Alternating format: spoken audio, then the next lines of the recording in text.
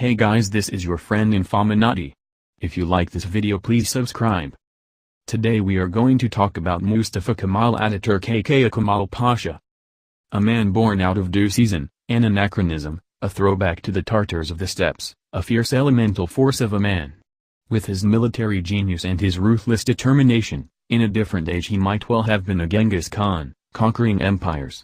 No barber. Calling him a dictator might not be completely fair, because while he had pretty much absolute control of his country, it was by popular consent. Still, I'll vote for Mustafa Kemal Ataturk, the effective leader of Turkey from 1920 until his death in 1938, and its president for the last 15 years of his life. I've written a few answers about this guy before. He's basically the George Washington of Turkey, only George Washington had it a lot easier. All he had to do was take a reasonably modern set of 13 British colonies and beat the British with the help of France, Spain and the Netherlands.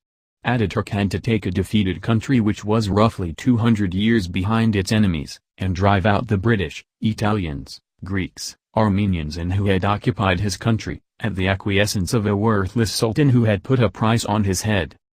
And he was already the national hero of the Turkish people for what he had done during World War I. When he led his troops in a heroic defense at Gallipoli against fearsome British and Anzac troops who were trying to take over the Turkish Straits. During the war, he never lost a single battle in which he was in overall command, and he rose in rank from captain to general. On the day the war ended, he and his army were preventing the British from entering the Turkish homeland with a resolute defensive stand around Dalo. Well, needless to say, he wasn't too impressed when after the war, the Allies imposed a treaty on his country that made Brest-Litovsk look moderate and Versailles positively generous.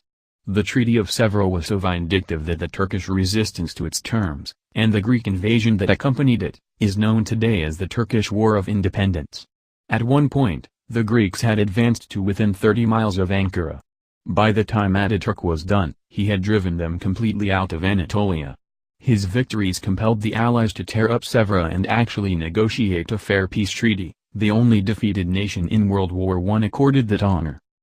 Having secured the independence of his people, Ataturk proceeded to fix their country. In 10 years, he pretty much erased nearly all of that 2 centuries of stagnation under Ottoman rule. Literacy in Turkey went from 10% to over 90%.